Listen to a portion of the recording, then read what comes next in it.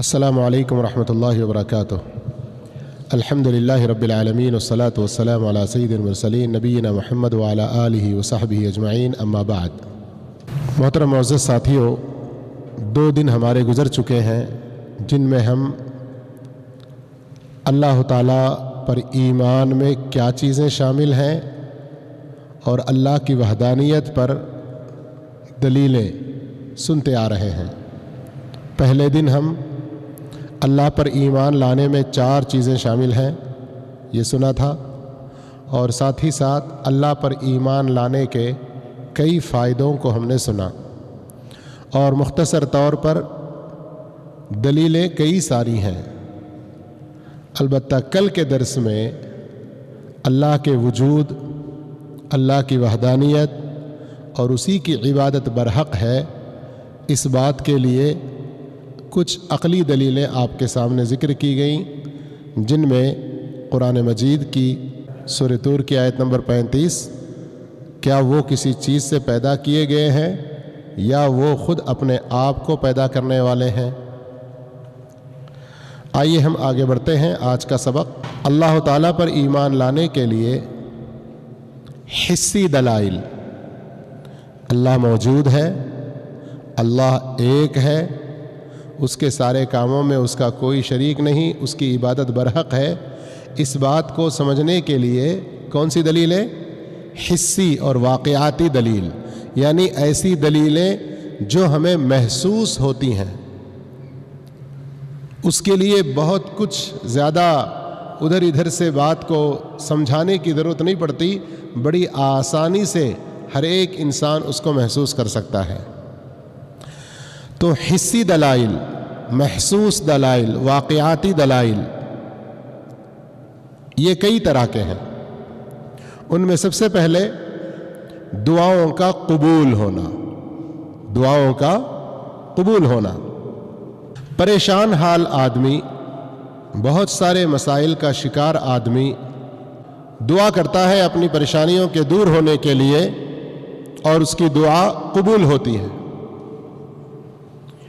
اور اس طرح کی کئی ساری مثالیں قرآن مجید میں خود اللہ رب العالمین نے بیان کیا ہے، اور آئے دن ہم ایسی باتیں لوگوں سے سنتے رہتے ہیں۔ خود اپنی زندگی میں کئی ایسے حالات پیش آتے ہیں کہ بہت زیادہ مجبوری اور پریشانی اور مسائل کے شکار تھے، پھر اللہ رب العالمین سے ہم نے دعا کی اور وہ دعا قبول ہوئی۔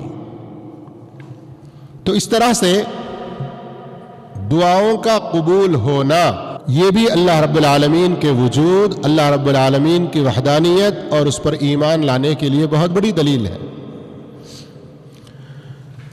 سب سے بڑی اس کے اندر واضح مثالیں انبیاء اکرام علیہم الصلاۃ تسلیم کی ہیں۔ کئی انبیاء اکرام کی دعائیں قرآن مجید میں موجود ہیں جو انہوں نے کی، اور اللہ رب العالمین نے ان کی دعا قبول کی۔ اور انبیاء کے علاوہ دوسرے اور کئی لوگوں کی دعاؤں کا بھی اللہ نے ذکر فرمایا ہے۔ مثال کے طور پر 2-3 آیتیں اور 2-3 انبیاء کا ذکر ہم کر کے پھر آگے بڑھتے ہیں۔ نوح علیہ السلام اللہ کے نبیوں میں سے ایک مشہور نبی، سورہ قمر آیت نمبر 10 سے 12 میں اللہ رب العالمین نے ذکر فرمایا، فَدَعَا رَبَّهُ أَنِّي مَغْلُوبٌ فَانْتَصِرْ۔ نوح علیہ السلام نے دعا کی کہ اے میرے رب، میں بے بس ہو گیا ہوں، اب تیری مدد کا منتظر ہوں، تو میری مدد فرما۔ پورا واقعہ آپ کو معلوم ہونا چاہیے۔ 950 برس کی عمر وہ گزارے لوگوں کو اللہ کے دین کی طرف بلاتے ہوئے۔ جب بہت کم لوگ ان پر ایمان لائے، مخالفتیں بہت زیادہ ہو گئیں، ماننے کے بجائے الٹے ستانے لگے، تکلیفیں دینے لگے، ایذا پہنچانے لگے، تب انہوں نے دعا کی کہ اے اللہ، اب میں بے بس ہو گیا ہوں، تو میری مدد فرما۔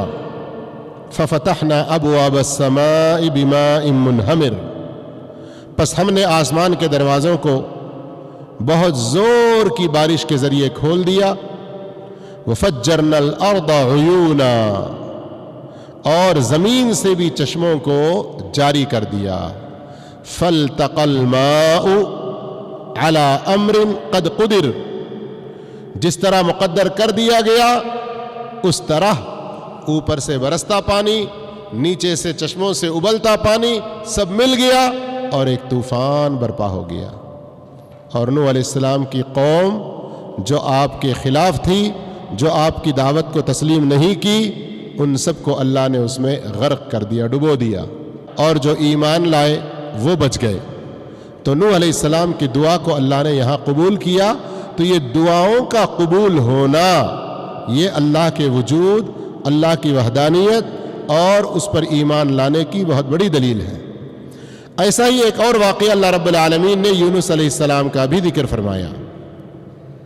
سورہ انبیاء آیت نمبر 87 میں وَذَنُّونِ إِذْ ذَهَبَ مُغَاضِبًا فَظَنَّ أَن لَّن نَّقْدِرَ عَلَيْهِ فَنَادَىٰ، پھر پکار اٹھے.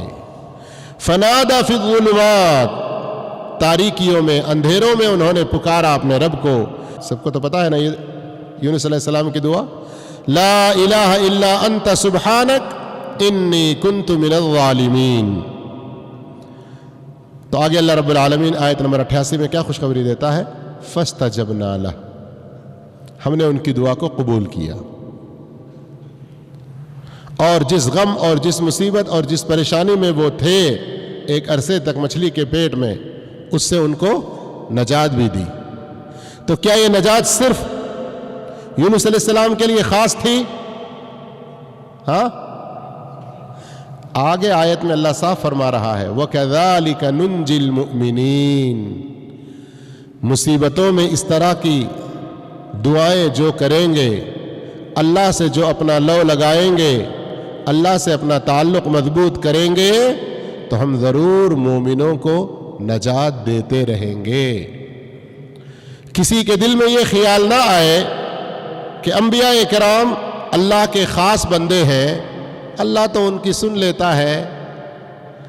ہمارے معاشرے میں شرک کی ایک بہت بڑی وجہ یہی ہے نا، ارے وہ بڑے نیک لوگ ہیں، وہ اللہ والے ہیں، وہ بڑے بابا ہیں، وہ بڑے پہنچے ہوئے ہیں، اللہ ان کی سن لیتا ہے.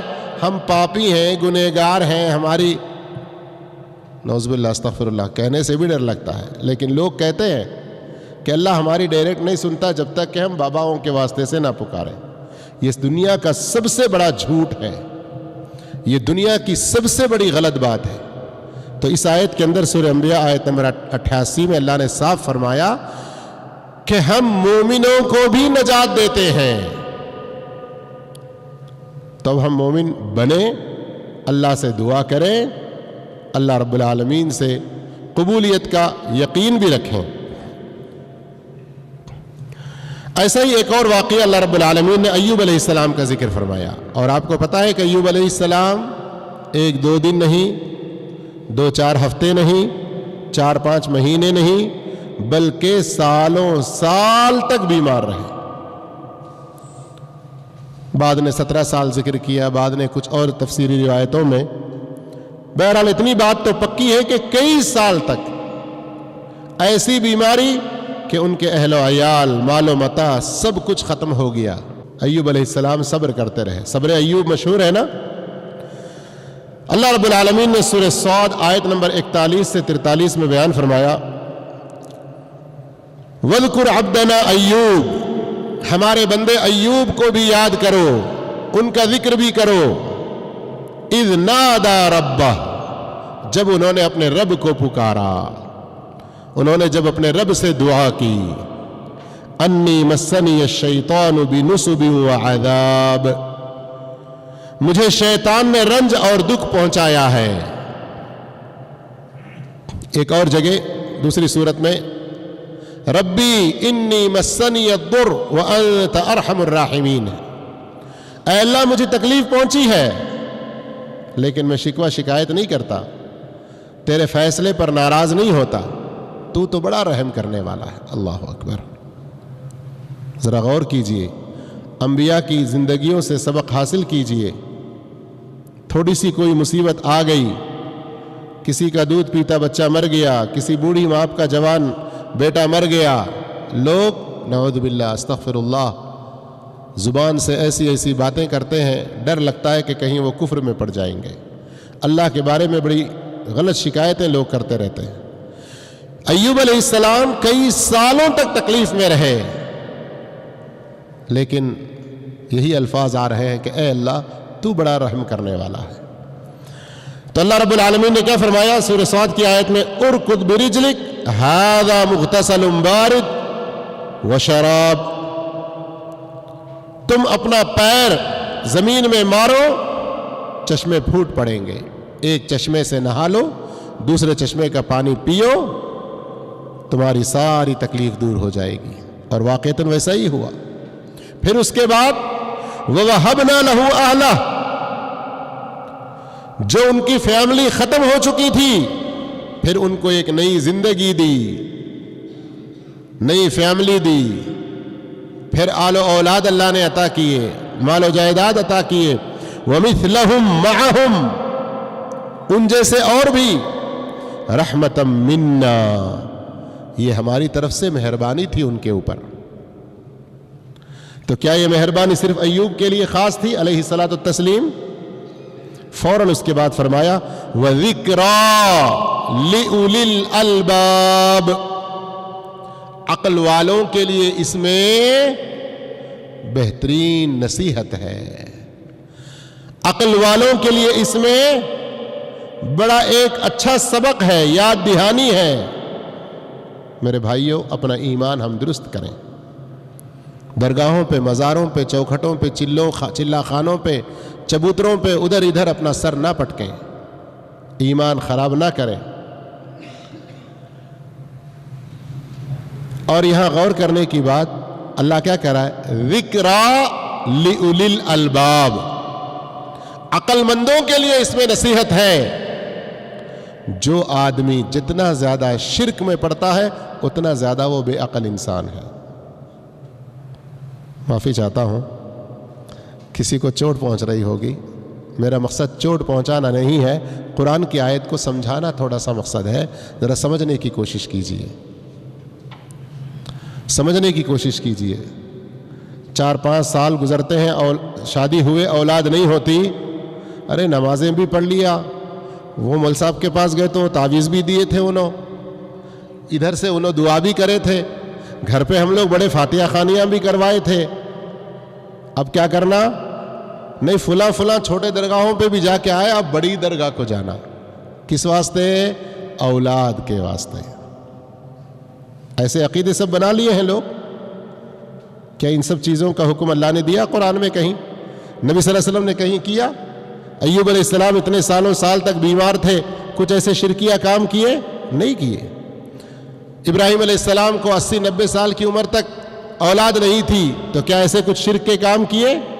زکریا علیہ السلام کے ہڈیوں میں گودا گل گیا، سر کے بال سفید ہو گئے، اولاد نہیں ہوئی، لیکن کیا کہیں کوئی شرک کے کام کیے؟ نہیں کیے، لیکن اللہ سے نا امید بھی نہیں ہوئے، اللہ ہی سے گر گراتے رہے، اللہ ہی سے گر گراتے رہے۔ زکریا علیہ السلام کو بھی اولاد دی اس بڑھاپے میں پہنچ کر۔ ہمارے موضوع سے بات ہم تھوڑا سا ہٹ رہے ہیں، لیکن عقیدے کا موضوع ہے، اس لیے میں اس کو ذکر کر رہا ہوں۔ سورہ آل عمران میں، سورہ مریم میں زکریا علیہ السلام کا واقعہ موجود ہے، آپ بھی ذرا اٹھا کر پڑھیں۔ سورہ آل عمران میں تقریباً 25-30 آیتوں کے بعد ہے، لیکن سورہ مریم کے شروع میں ہی کاف ہا یا عین صاد ذکر رحمت ربک عبدہ زکریا اذ نادى ربہ نداء، کیا اس کے بعد کیا ہے آیت؟ خفیہ، بڑے چپکے سے دعا کرنے لگے۔ کیوں؟ بعد مفسرین نے لکھا کہ اگر اونچی آواز میں دعا کرتے، لوگ کہتے کہ دیکھو بڈھا کھسوٹ ہو گیا، سر کے بال سفید ہو گئے، ابھی بھی اولاد کے لیے دعا کر رہا ہے نا؟ سماج میں لوگ ایسے ہوتے ہیں نا۔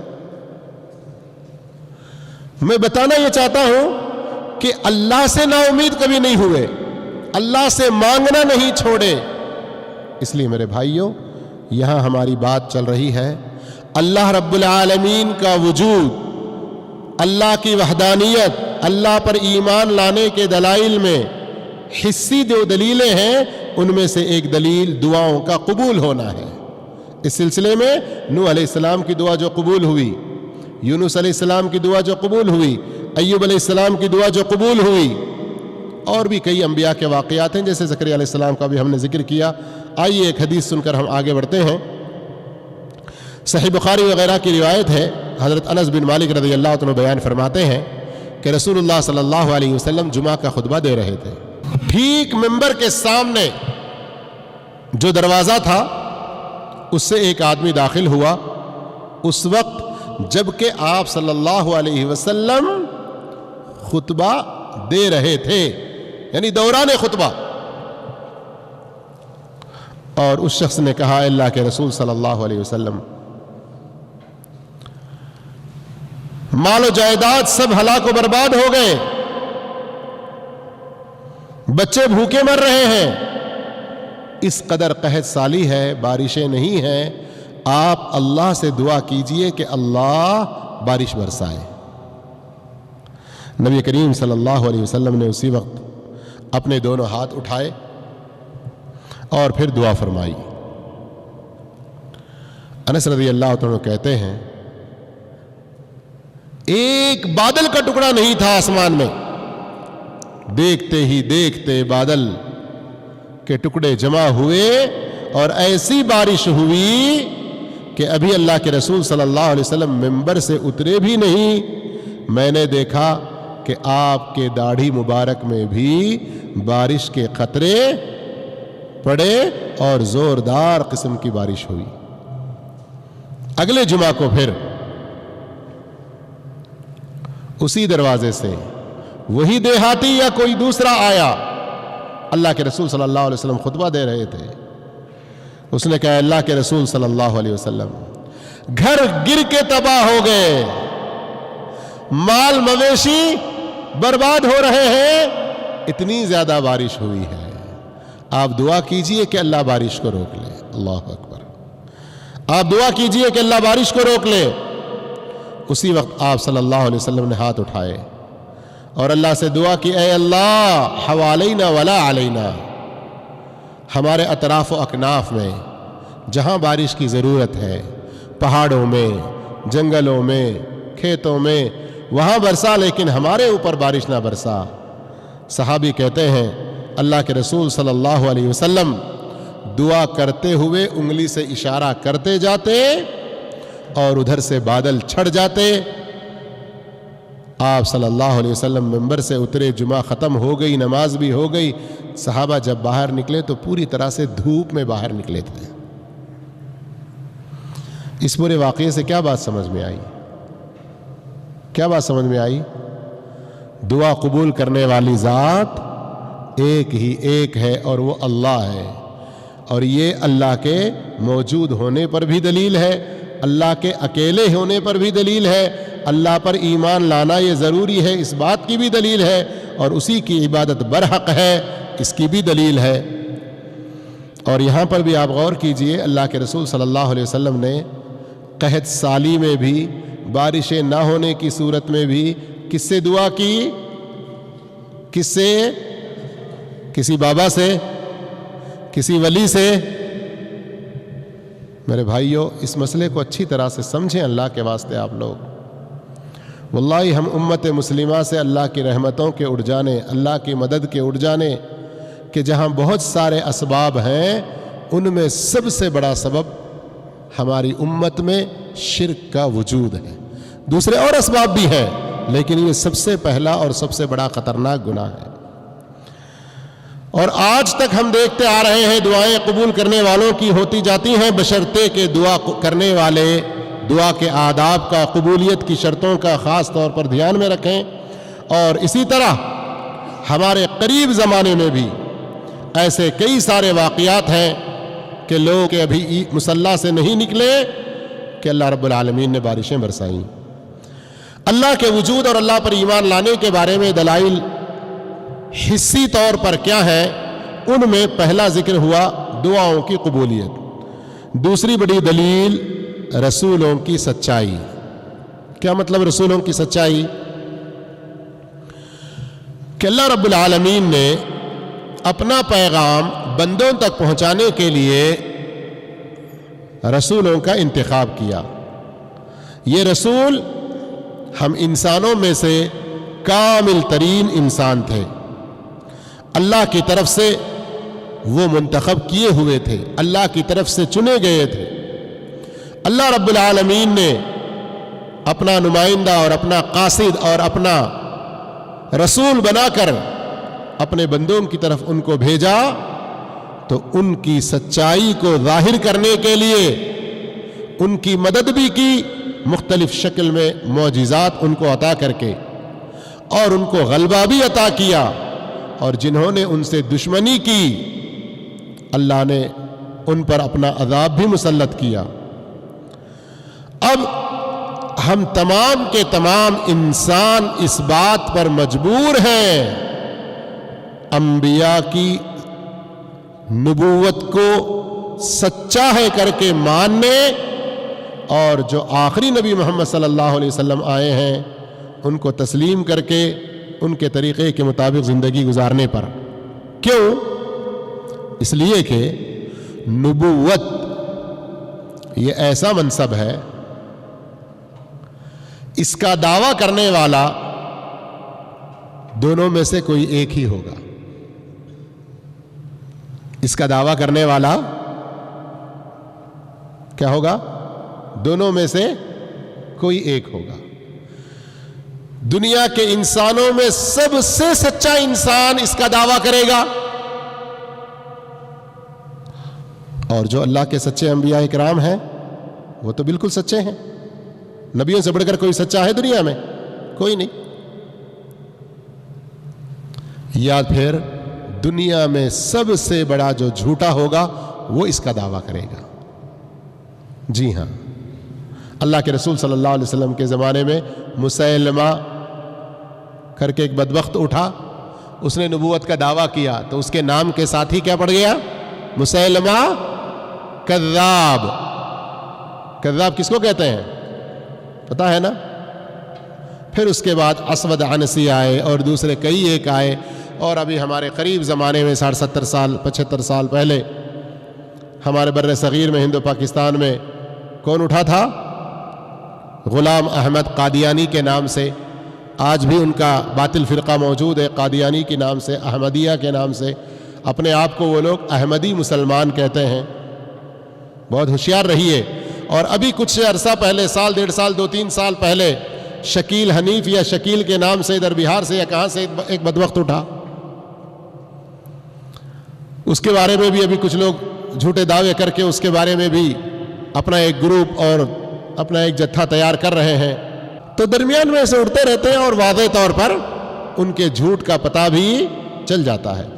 نبوت ایک ایسا منصب ہے کہ یا تو سب سے سچا آدمی اس کا دعویٰ کرتا ہے اور وہ اپنے دعوے میں سچ ہے، حق ہے، اس کی بات مانی جائے گی، یا دنیا کا سب سے جھوٹا خبیث ترین انسان نبوت کا دعویٰ کرتا ہے اور وہ اپنی نبوت میں کیا ہے؟